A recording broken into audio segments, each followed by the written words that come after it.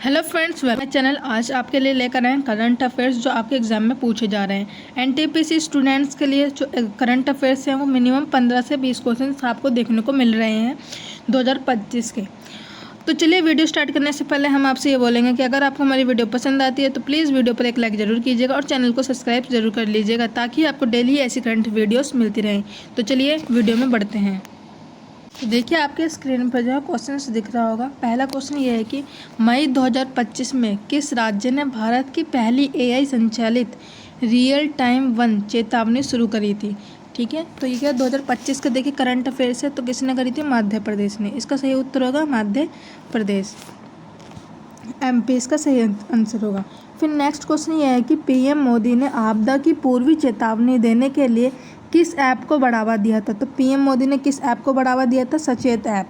ठीक है, आप कैसे याद रखना है? आपदा आती है तो आपदा के लिए हम पहले से ही सचेत हो जाते हैं, तो ऐसे ही याद रखना है, सचेत ऐप। ठीक है। फिर ये है कि इंटरनेशनल लेबर डे कब मनाया जाता है? इंटरनेशनल लेबर डे तो 1 मई को क्या इंटरनेशनल लेबर डे मनाया जाता है।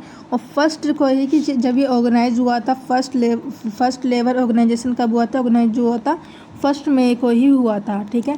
और अगर क्वेश्चन ये आता है कि इसका हेड क्वार्टर कहाँ है लेबर का, तो कहाँ पर है? स्विट्जरलैंड में। स्विट्जरलैंड की क्या कैपिटल है? जिनेवा। ठीक है। और इसका थीम क्या था? कि कार्मिकों की सुरक्षा और स्वास्थ्य है, इसका थीम था।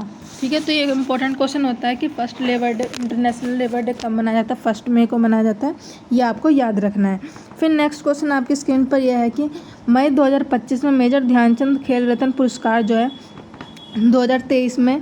2023 से किस बैडमिंटन युगल जोड़ी को मिला था। तो देखिए ये आपको याद होना चाहिए, ये चिराग शेट्टी और सात्विक की जोड़ी को मिला था। बैडमिंटन के थे ये प्लेयर थे। ठीक है। इन्हें मेजर ध्यानचंद पुरस्कार मिला था। तो मेजर ध्यानचंद का अगर ये आता है कि पुराना नाम क्या था, तो राजीव गांधी खेल रत्न पुरस्कार क्या था? इसका पुराना नाम था। और प्रेजेंट में इसका नाम क्या है? मेजर ध्यानचंद खेल रत्न पुरस्कार। इसे पीएम मोदी ने 2021 में चेंज किया था। ठीक है। 2021 में क्या नाम चेंज करके क्या रख दिया था? मेजर ध्यानचंद खेल रत्न पुरस्कार। इसका संबंध आता है तो ये कौन से क्षेत्र में दिया जाता है? खेल के क्षेत्र में दिया जाता है। ठीक है। राजीव गांधी खेल रत्न पुरस्कार स्पोर्ट के क्षेत्र में दिया जाता है। सबसे पहले किसको मिला था? विश्वनाथन आनंद को मिला था। ये कौन से किस के प्लेयर थे? चेस के प्लेयर थे। ठीक है। सबसे पहले इनको मिला था। ये हमारे हैंड रिटन नोट्स होते हैं, तो आप तक ही पहुंचाने के लिए हम हमेशा तत्पर रहते हैं। तो प्लीज़ हमारी वीडियो को लाइक ज़रूर कीजिएगा और चैनल को सब्सक्राइब जरूर कर लीजिएगा। नेक्स्ट क्वेश्चन आपकी स्क्रीन पर यह है कि एक सेकेंड, क्वेश्चन रिपीट हो गए हैं, हम आगे कर देते हैं। ये नेक्स्ट क्वेश्चन आपकी स्क्रीन पर यह है कि तेलंगाना के राज्यपाल, ठीक है, तेलंगाना के राज्यपाल कौन है? जिबड़ू देव वर्मा ने दुनिया के, ठीक है, सॉरी यहाँ पे होगा विष्णु होगा यहाँ पर। विष्णु देव वर्मा ने दुनिया के पहले ऊर्जा ट्रांसमिशन गार्डन बाबूजी बुनाम का उद्घाटन कहाँ पर किया था? तो देखिए जहाँ के ये क्या राज्यपाल है वहीं पर इन्होंने इसका उद्घाटन किया था, यानी कि तेलंगाना की कैपिटल क्या है? हैदराबाद। ठीक है। हैदराबाद में, तेलंगाना में इन्होंने इसका उद्घाटन किया था, ऊर्जा ट्रांसमिशन गार्डन। ठीक है। इसका निकनेम क्या बताया? बाबूजी बुनाम। जो हैदराबाद है किस नदी के किनारे है? मूसी नदी के किनारे स्थित है। ठीक। फिर नेक्स्ट क्वेश्चन ये है कि जहाज़ का निर्माण, जहाज़ मरम्मत और जहाज़ का पुनः चक्रण करने के लिए एक समर्पित स्वतंत्रता नीति पेश करने वाला भारत का पहला राज्य कौन सा था? जो जहाज़ का निर्माण करे, उसकी मरम्मत करे, ठीक है, उसका पुनः रिपेयरिंग मतलब पुनः चक्रण करे, तो उसके लिए भारत का कौन सा राज्य है? महाराष्ट्र। महाराष्ट्र में क्या है? इसकी एक नीति पेश करने के लिए ये भारत का सबसे पहला स्टेट बना है। फिर नेक्स्ट क्वेश्चन आपकी स्क्रीन पर यह है कि अमेरिका अंतरिक्ष कंपनी है ना, स्पेस कंपनी एक्सियोम स्पेस, ठीक है, ने अपना मुख्य अधिकारी यानी कि सीईओ किसे नियुक्त करा है? तो किसे करा? तेजपाल भाटिया को। तेजपाल भाटिया को क्या है? इन्होंने अपना सीईओ नियुक्त किया है। ठीक है। ये आपके लिए वेरी इंपॉर्टेंट हो जाता है। ये 2025 मई में आए हुए सारे करंट अफेयर्स के क्वेश्चन से, तो आप इन्हें नोट डाउन भी कर सकते हैं अपनी कॉपी में। फिर नेक्स्ट क्वेश्चन ये आता है कि एशिया अंडर 15 और अंडर 17 के मुक्केबाजी चैंपियन में 2025 में पदक तालिका में भारत का कौन सा स्थान था? तो भारत कौन से स्थान पर आई थी? 3rd नंबर पर भारत आई थी। पहले नंबर पे उज्बेकिस्तान, दूसरे पे कजाकिस्तान, तीसरे पे भारत। ठीक है। उज्बेकिस्तान को कितने मेडल मिले हैं? 63 मेडल्स मिले हैं।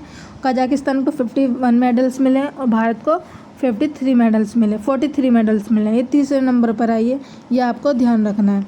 फिर आपके सामने नेक्स्ट क्वेश्चन आता है, रिपीट हो गया, एक सेकेंड, रिपीट हो गया ये। हाँ, फिर आपके सामने नेक्स्ट क्वेश्चन ये है कि SIPRI, ठीक है, कि 2024 रिपोर्ट के अनुसार सैन्य खर्चे के मामले में भारत का कौन सा स्थान है? तो देखिए, जो सेना के लिए खर्चा किया जाता है उसमें भारत कौन से स्थान पर है? 5वें नंबर पे भारत का स्थान है। पहले नंबर पे USA है, अमेरिका, दूसरे नंबर पे चाइना, तीसरे नंबर पे रसिया है, ठीक है। और इसकी फुल फॉर्म आ जाए तो क्या, इसकी फुल फॉर्म जो है यहाँ पर इसकी फुल फॉर्म लिखी गई है, ये रहा, Stockholm international peace research institute. SIPRI की फुल फॉर्म क्या है? Stockholm international peace research institute, ठीक है। और इसका मुख्यालय कहाँ है? स्वीडन में ये, यानी कि S से आप याद रख लेंगे, S से याद रख लेंगे स्टॉकहोम की कैपिटल क्या होती है? स्वीडन, ठीक है, वहाँ पर है। और इसमें भारत की रैंक कितनी आई है? 5वें नंबर पर आई है इसमें भारत की रैंक। भारत ने कितना डॉलर खर्च किया था सैन्य खर्चे में? तो 86.1 बिलियन डॉलर जो है इसने खर्च किया था। फिर नेक्स्ट क्वेश्चन ये है कि विश्व प्रेस स्वतंत्रता सूचांक 2025 में भारत का कौन सा स्थान था? ठीक है, वर्ल्ड प्रेस में तो कौन सा स्थान है भारत का? 51 क्या है इसकी रैंक है? पहले नंबर पर नॉर्वे है, सेकंड नंबर पर आइसलैंड है, थर्ड नंबर पर स्वीडन है, और अंतिम जो देश है जो सबसे लास्ट में है वो क्या है? एरिट्रिया देश है, ठीक है, ये आपको याद रखना है। फिर नेक्स्ट ये आता है कि मई 2025 में प्राक्कलन समिति का नया अध्यक्ष किसे नियुक्त किया गया है? तो संजय जायसवाल को क्या है, इन्हें नियुक्त कर रखा है, प्राक्कलन समिति का नया अध्यक्ष इन्हें नियुक्त किया है संजय जायसवाल को। मई 2025 में सिंगापुर के नए PM कौन बने हैं? लॉरेंस वोंग, ठीक है, लॉरेंस वोंग क्या है? सिंगापुर के नए वर्तमान में जो है PM बने हैं। और सिंगापुर और भारत के बीच में जो एक्सरसाइज हुए हैं, ये एक्सरसाइज है सिम्बेस और बोल्ड, ये 2 एक्सरसाइज होती हैं, ठीक है। सिंगापुर की कैपिटल क्या है? Singapore city. फिर नेक्स्ट क्वेश्चन ये है कि मई 2025 में अंतर्राष्ट्रीय अंतरिक्ष स्टेट ISS पर जाने वाले पहले भारतीय कौन बने थे? यह भी हाल ही का क्वेश्चन है। तो ये भारत की साइड से कौन थे? शुभांशु शुक्ला, ठीक है। अंतरिक्ष पर जाने वाले पहले भारतीय कौन थे? शुभांशु शुक्ला। ये अंतर्राष्ट्रीय अंतरिक्ष स्टेशन जो, ठीक है, जहाँ पे इंटरनेशनल स्पेस स्टेशन जो पर जाने वाले पहले भारतीय कौन है? शुभांशु शुक्ला। इनका नाम भी अभी न्यूज़ में आपको देखने को भी मिला होगा। और वर्ल्ड प्रेस फ्रीडम डे कब मनाते हैं हम? 3 मई को मनाते हैं, ठीक है। वर्ल्ड प्रेस फ्रीडम डे कब मनाते हैं? 3 मई को। कनाडा के नए PM कौन है?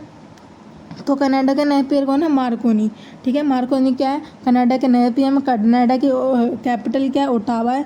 और कनाडा जो है USA से क्या है? कनाडा जो है USA से कितने डिग्री की सीमा साझा करता है?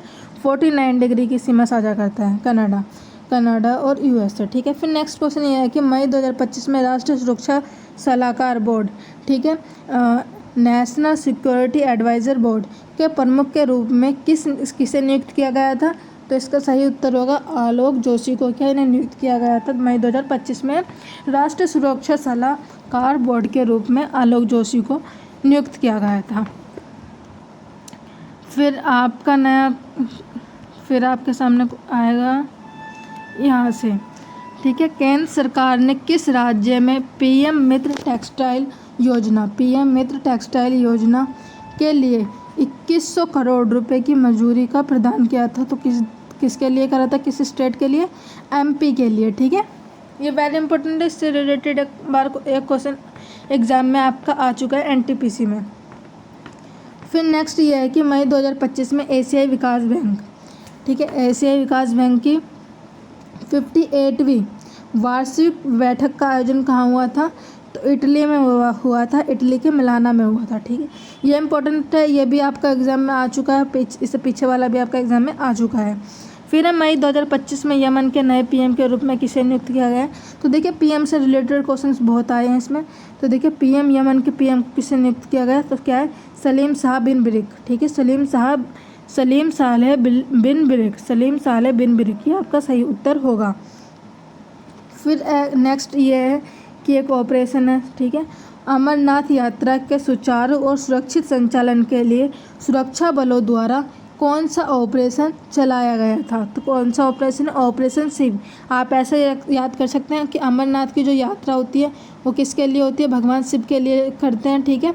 तो आप इससे याद कर सकते हैं कि ऑपरेशन शिव चलाया गया था। फिर नेक्स्ट क्वेश्चन ये है कि मई 2025 में जर्मन का चांसलर किसे नियुक्त किया गया है? जर्मन का तो किसे नियुक्त किया गया है? Friedrich Merz. फ्रेडरिक मर्ज को क्या है? जर्मनी का नया चांसलर किसे नियुक्त किया गया है? ठीक है, फ्रेडरिक को। अब जर्मनी की कैपिटल क्या है? बर्लिन, ठीक है, बर्लिन है। और यहाँ पे क्या है? यहाँ पर ही फर्स्ट हाइड्रोजन ट्रेन चली थी और फर्स्ट ड्राइवरलेस जो प्लेन है यहाँ पर ही चला था, ठीक है, जर्मनी में। फिर इसके बाद आपका क्वेश्चन है कि यहाँ पर मई 2025 में किस राज्य ने भूजल संकट से निपटने के लिए, ठीक है, AI समक्ष जल एटलस 2025 लॉन्च किया था? तो हरियाणा ने लॉन्च किया था। हालांकि राजस्थान में पानी की कमी देखी जाती है, वहाँ पर लोग पानी इकट्ठा करके स्टोर करके रखते हैं, ठीक है, लेकिन वहाँ नहीं किया गया। ये कहाँ किया गया? हरियाणा में किया गया। तो ठीक है, ये आपको याद रखना है। मई 2025 में केंद्रीय अन्वेषण ब्यूरो CBI के किस निर्देशक का कार्यकाल 1 वर्ष के लिए बढ़ा दिया गया था? तो इसका सही उत्तर आप हो जाएगा,